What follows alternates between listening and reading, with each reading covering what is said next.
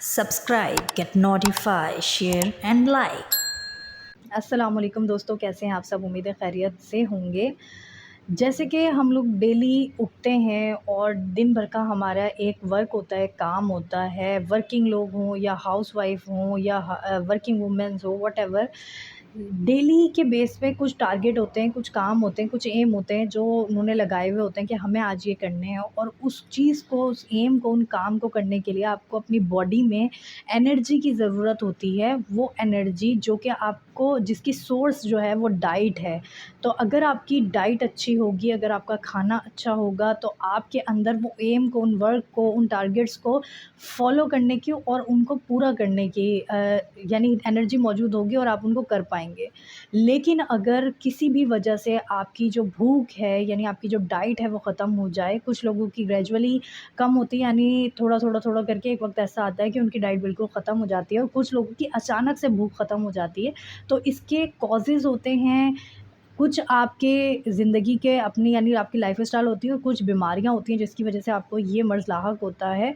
और ख़ासकर बच्चे जो होते हैं, क्योंकि मेरे क्लिनिक में ज़्यादातर बच्चे ऐसे आते हैं कि इनको भूख नहीं लग रही, बहुत ज़्यादा लीन हैं, और अगर मैं उनसे पूछती हूँ कि ये बाहर की कोई चीज़ खाते हैं, तो समहाउ ऐसे पेशेंट में होता है, हाँ, बाहर की तो चीज़ें खा लेते हैं, लेकिन घर के खाने नहीं खाया जाता है। ये बीमारी नहीं होती, बट कुछ पेशेंट ऐसे आते हैं, जो कुछ बच्चे ऐसे आते हैं जो कहते हैं नहीं, हमसे बाहर का भी नहीं खाया जाता और ना हमसे घर का खाया जाता है, हमें भूख ही नहीं लगती, तो हम खाएँ कैसे?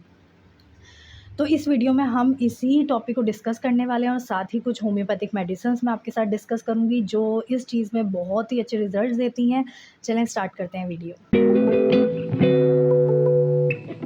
भूख का ना लगना ये बहुत ही अनहैपनिंग चीज़ है और नॉर्मल चीज़ नहीं है। बाज़ दफ़ा लोग इसको बहुत ज़्यादा नेगलेक्ट करते हैं, और जब ये बहुत ही एक पीक पे, एक सिविरिटी पे पहुंच जाती है ये चीज़, तो फिर उसके बाद वो उसको नोट करना शुरू करते हैं, बच्चों में भी और ख़ासकर बड़ों में भी। और ये जो वजह होती है, ये आपको बहुत सी यानी कॉम्प्लिकेशंस की तरफ भी लेके जाती है। लेकिन फ़िलहाल हम बात करते हैं इसके कॉजेज़ की, कि इसके कॉजेज़ क्या होते हैं।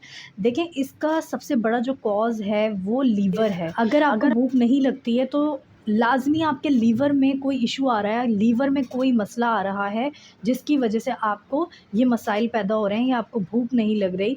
क्योंकि मोस्टली जो पेशेंट या बच्चे हमारे पास आते हैं, वो पहले ही बाहर का खाना इतना खा चुके होते हैं, तो हमें लीवर का टेस्ट करवाना पड़ता है, क्योंकि बाहर के खाने की वजह से सबसे ज़्यादा जो आपकी बॉडी का ऑर्गन डैमेज होता है वो लीवर है, और लीवर जो है उससे आपकी भूख का बहुत ही ज़्यादा गहरा ताल्लुक है।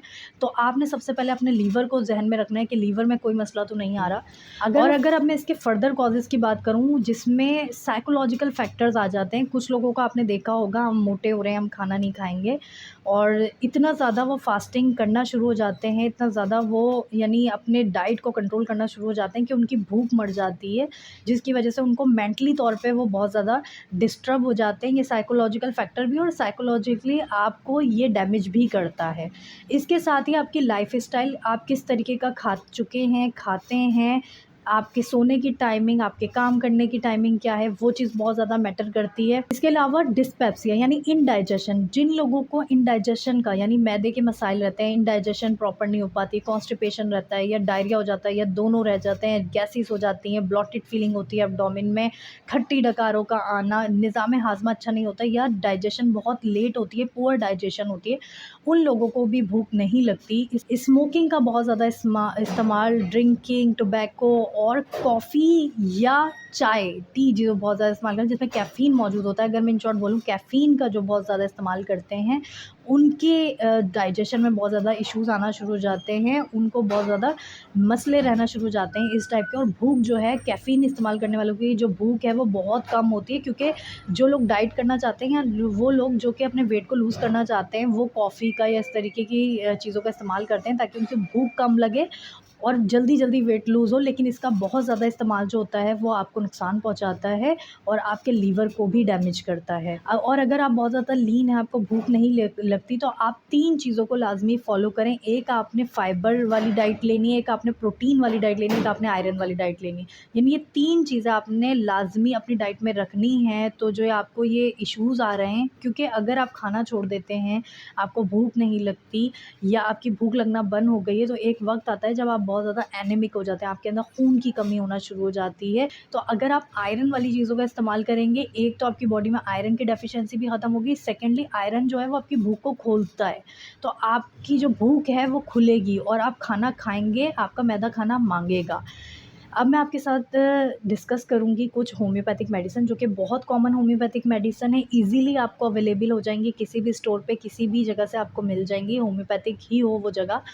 और ये जो मेडिसिन्स हैं, ये मेडिसिन आपकी भूख को खोलने में आपको यानी जो कॉज़ेज़ आए हैं, उन कॉज़ेज़ को ओवरकम करके यानी उन कॉज़ेज़ को ठीक करके और आपकी भूख को सही तौर पे खोलती हैं। यानी वक़्ती तौर कुछ मेडिसिन्स होती हैं, वक़्ती तौर पे आपकी भूख खोलती हैं और जैसे आप वो मेडिसिन यूज़ करना बंद करते हैं, आपको दोबारा सेम मसाइल आना शुरू हो जाते हैं। तो सबसे पहली जो मेडिसिन है, वो चाइना ऑफ़िसिनेलिस है। बहुत ही बेहतरीन मेडिसिन है, अगर आपकी भूख जो है वो गायब हो चुकी है, ख़ासकर बच्चों में, और आपको निज़ाम हाज़मा की शिकायत रहती है, अगर आपका जो पेट है वो बिल्कुल गैसेस से भरा रहता है और गैसेस पास नहीं होती, तो आप चाइना ऑफ़िसिनेलिस का इस्तेमाल करें। बहुत ही बेहतरीन मेडिसिन है।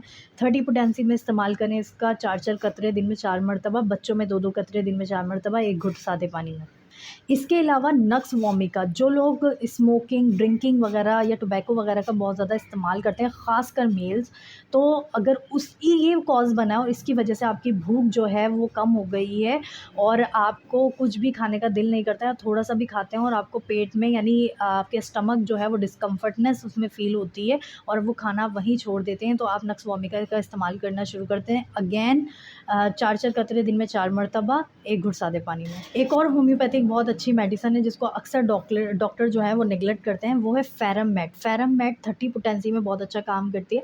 अगर आपकी डाइट नहीं है, अगर आपकी भूख जो है वो बिल्कुल मर चुकी है और साथ ही आपको शदीद एनीमिया की शिकायत हुई है, तो उस वक़्त फेरम मैट बहुत अच्छा काम करती है। 30 पोटेंसी में लें, इसी तरीके से जैसे मैंने तरीका प्रीवियसली मेडिसिन का बताया, ये भी उसी तरीके से लेनी है आपने। और अगर आपने बहुत ज़्यादा कैफ़ीन का इस्तेमाल करा, कॉफ़ी या चाय वगैरह का आप इस्तेमाल कर चुके हैं या करते हैं और उसकी वजह से आपकी भूख मर चुकी है, तो होम्योपैथी की बहुत अच्छी मेडिसिन है ठिया, जो कि बनी ही इस चीज़ से है, तो वो आपके यानी ओवर यूज़ को, ख़ासकर चाय के अगर ओवर यूज़ की वजह से आपकी भूख ख़त्म हुई है, तो आप इसका इस्तेमाल करें, आपको बहुत अच्छे रिज़ल्ट्स मिलेंगे। ये भी आप 30 पोटेंसी में इस्तेमाल कर सकते हैं। इसके अलावा और भी होम्योपैथिक बहुत अच्छी मेडिसिन्स हैं जो कि भूख ना लगने के यानी अगर आपको भूख नहीं लगती तो उसमें बहुत अच्छे रिज़ल्ट्स देती है। लेकिन ये जो मैंने आपको 4 मेडिसिन्स बताई हैं, ये आपको लाज़मी रिज़ल्ट्स देंगी। जैसे कि चाइना, मैंने आपको सबसे पहला कॉज़ बताया लीवर की वजह से, तो लीवर पे चाइना बहुत अच्छा काम करती है। अगर लीवर में डिसफंक्शन की वजह से आपकी भूख ख़त्म हुई है, बच्चों में, बड़ों में, किसी में भी,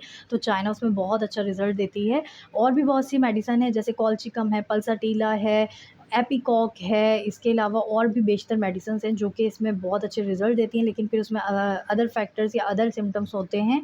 लेकिन ये जो 4 मेडिसिन मैंने आपको बताई, ये लाज़मी आपको रिज़ल्ट देंगी अगर कॉज़ेज़ जो मैंने आपको बताया उन कॉज़ेज़ की वजह से आपकी भूख ख़त्म हो गई है। तो होपफुली ये वीडियो आपके लिए इन्फॉर्मेटिव रही होगी और अगर अब तक आपने मेरे चैनल को सब्सक्राइब नहीं किया है, जल्दी से चैनल को सब्सक्राइब कर लें, वीडियोज़ को लाइक करें, शेयर करें। Thank you so much. अल्लाह हाफ़िज़।